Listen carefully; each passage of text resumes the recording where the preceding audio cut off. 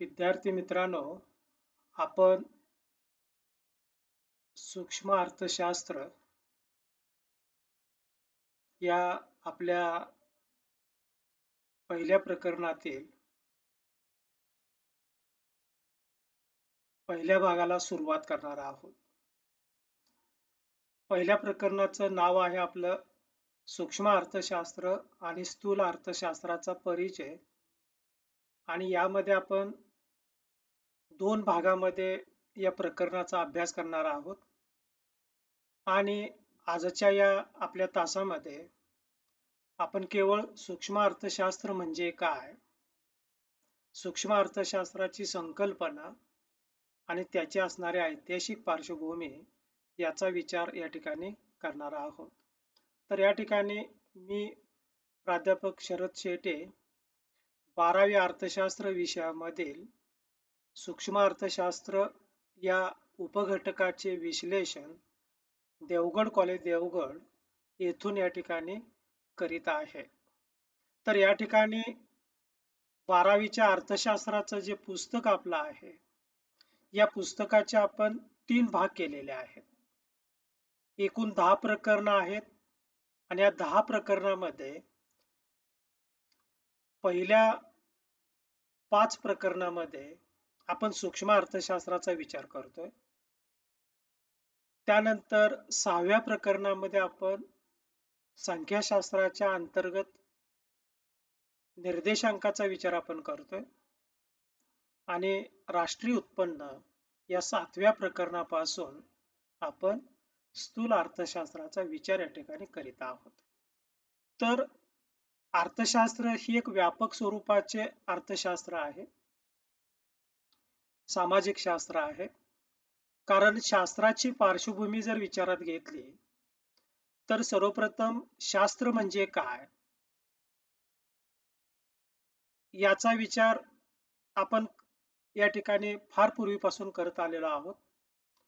परंतु सायन्स, की ज्याला आपण संस्कृतमध्ये शास म्हणतो आणि मराठीमध्ये त्याला आपण विज्ञान म्हणतो, सूक्ष्म अर्थशास्त्र हे एक सामाजिक शास्त्र आहे. कारण शास्त्राची विभागणी जी आहे ही विभागणी 2 गटामध्ये केलेली आहे. आणि आपल्याला माहिती आहे की शास्त्र म्हणजे science is systematized body of the knowledge. माहितीची सुसूत्र पद्धतीने मांडणी करणे म्हणजे त्याला आपण काय म्हणतो, शास्त्र म्हणतो. अशा या शास्त्राचे 2 गटामध्ये विभाजन या ठिकाणी आपण केलेलं आहे. त्यामध्ये एक आहे नैसर्गिक शास्त्र आणि दुसरं आहे सामाजिक शास्त्र. नैसर्गिक शास्त्र आणि सामाजिक शास्त्राची जर तुलना केली तर या ठिकाणी नैसर्गिक शास्त्र हे त्रिकालाबाधित सत्य असते. विशेषतः हा सुद्धा आपण पाहतो की न्यूटनचा गुरुत्वाकर्षणाचा सिद्धांत, या सिद्धांतामध्ये कधी बदल होत नाही. किंवा रसायनशास्त्रामध्ये आपण हायड्रोजन आणि ऑक्सिजन हे एकत्र केले तर पाण्याची निर्मिती होते, त्याला आपण H2O असे आपण म्हणतो. आता जेव्हा हायड्रोजन आणि ऑक्सिजन एकत्र येतात तेव्हा पाण्याचीच निर्मिती होते. हे सत्य नैसर्गिक शास्त्राच्या माध्यमामधून आपण मांडलेले आहे. आता शास्त्राचा जो दुसरा प्रकार आहे तो म्हणजे सामाजिक शास्त्र. सामाजिक शास्त्र म्हणजे काय, आणि या सामाजिक शास्त्रामध्ये या ठिकाणी व्यक्तीच्या वर्तनाचा अभ्यास केला जात असतो. आणि त्यामुळे अर्थशास्त्र, इतिहास, समाजशास्त्र, राज्यशास्त्र ही सर्व शास्त्रे सामाजिक शास्त्रामध्ये येतात. आणि सामाजिक शास्त्र हे संभाव्य स्वरूपाचे असते, काळानुसार ते बदलत जात असते. आणि त्यामुळे आज आपल्याला अर्थशास्त्र हे एक सामाजिक शास्त्र आहे या दृष्टिकोनातून आपल्याला विचार करायचा आहे. गेल्या वर्षी आपण अर्थशास्त्राच्या वेगवेगळ्या व्याख्या या ठिकाणी बघितल्या होत्या, की ज्यामध्ये आचार्य कौटिल्य यांनी इसवी सन पूर्व 4थ्या शतकामध्ये राज्यशास्त्रापासून अर्थशास्त्र हे वेगळे केले. आणि मग 1776 ला ॲडम स्मिथ यांनी अर्थशास्त्राची शास्त्रशुद्ध स्वरूपाची व्याख्या केली आणि म्हणून त्यांना आपण अर्थशास्त्राचा जनक असे मानतो. आणि मग अशा पद्धतीने सूक्ष्म अर्थशास्त्र आणि स्थूल अर्थशास्त्र या अर्थशास्त्राच्या शाखा या विस्तारत गेल्या. या संबंधी आता आपल्याला 12वीच्या अभ्यासक्रमामध्ये सूक्ष्म अर्थशास्त्र म्हणजे काय या संकल्पनेचा आपल्याला आता विचार करायचा आहे. सर्वप्रथम अर्थशास्त्राच्या या संकल्पनेमध्ये दोन मुख्य शाखा आहेत की ज्याला आपण एक सूक्ष्म अर्थशास्त्र की ज्याला इंग्रजीमध्ये आपण मायक्रो इकॉनॉमिक्स म्हणतो आणि दुसरा आहे स्थूल अर्थशास्त्र की ज्याला इंग्लिशमध्ये आपण मॅक्रो इकॉनॉमिक्स असे म्हणतो. आता सूक्ष्म म्हणजे काय तर लहानात लहान घटक अतिशय सूक्ष्म ज्याला आपण मिलिनियन्स पाथ असे पण म्हणतो की यामध्ये लहानात लहान घटकाच्या आर्थिक विश्लेषणाचा अभ्यास या सूक्ष्म अर्थशास्त्रामध्ये केला जात असतो. आणि म्हणून या ठिकाणी सूक्ष्म ज्याला आपण इंग्लिशमध्ये मायक्रो म्हणतो आणि मायक्रो हा शब्द ग्रीक शब्दातील मायक्रोस या शब्दापासून आलेला आहे आणि मायक्रोस याचा अर्थ स्मॉल म्हणजेच लहानात लहान घटक. आता आपल्याला सूक्ष्म अर्थशास्त्र आणि स्थूल अर्थशास्त्र या शब्दांचा सर्वप्रथम वापर या ठिकाणी 1933 मध्ये ओस्लो विद्यापीठातील नॉर्वेजियन अर्थशास्त्रज्ञ रॅग्नर फ्रिश यांनी केलेला आहे. म्हणजे 1933 पूर्वी अर्थशास्त्रामध्ये फार वेगळेपण या ठिकाणी केलेलं नव्हतं, परंतु सूक्ष्म अर्थशास्त्र आणि स्थूल अर्थशास्त्र या दोन शब्दांचा वापर सर्वप्रथम या ठिकाणी या रॅग्नर फ्रिश यांनी केला. परंतु सूक्ष्म अर्थशास्त्राच्या ऐतिहासिक पार्श्वभूमीचा जर आपण विचार केला तर याचे दोन भाग या ठिकाणी आपल्याला करता येतात की काही सनातनवादी अर्थशास्त्रज्ञ जे आहेत या सनातनवादी अर्थशास्त्रज्ञांनी सूक्ष्म अर्थशास्त्राची सुरुवात केली असं आपण म्हणू शकतो. आणि यामध्ये ॲडम स्मिथने जी आपल्या अर्थशास्त्राची व्याख्या केली की संपत्तीचा अभ्यास करणारे शास्त्र म्हणजेच अर्थशास्त्र होय. या ॲडम स्मिथच्या ही जी व्याख्या आहे ही त्यांनी लिहिलेला सुप्रसिद्ध जो ग्रंथ आहे वेल्थ ऑफ नेशन यामध्ये आपण स्पष्ट केलेले आहेत. आणि त्यामुळे ॲडम स्मिथ, डेव्हिड रिकार्डो, जेस मिल या सनातनवादी अर्थशास्त्रज्ञांचा विचार या ठिकाणी आपण करतो. डेव्हिड रिकार्डो यांनी मांडलेला खंडविषयक सिद्धांत जो आहे की जो खंडविषयक सिद्धांत जमिनीला मिळणारा जो मोबदला असतो तो मोबदला कशा प्रकारे मिळतो या संबंधीचं विश्लेषण रिकार्डो यांनी आपल्या खंडविषयक सिद्धांतामध्ये केलेलं आहे. त्यानंतर प्राध्यापक मार्शल, प्राध्यापक पिगू, प्राध्यापक हिक्स आणि श्रीमती जोन रॉबिन्सन यांचाही समावेश सूक्ष्म अर्थशास्त्रामध्ये केला जातो. आणि म्हणून या ठिकाणी ऐतिहासिक पार्श्वभूमीचा जर आपण या ठिकाणी विचार केला तर सनातनवादी अर्थशास्त्रज्ञांनी सूक्ष्म अर्थशास्त्राचा सुरुवात या ठिकाणी शास्त्रशुद्ध स्वरूपामध्ये करण्याचा प्रयत्न केलेला आहे.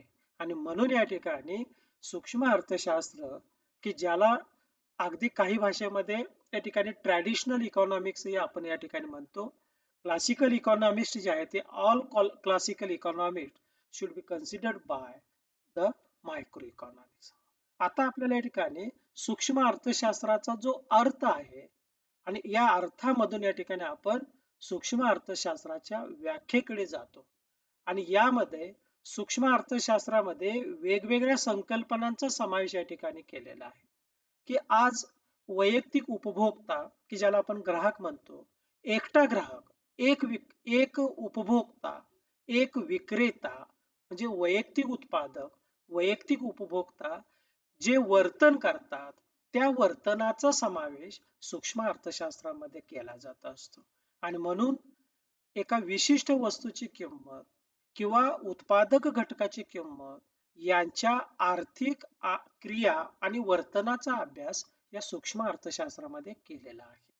म्हणून या ठिकाणी सूक्ष्म अर्थशास्त्राचा जो अर्थ आहे, तो अर्थ वैयक्तिक आर्थिक घटकाशी संबंधित स्वरूपामध्ये येतो.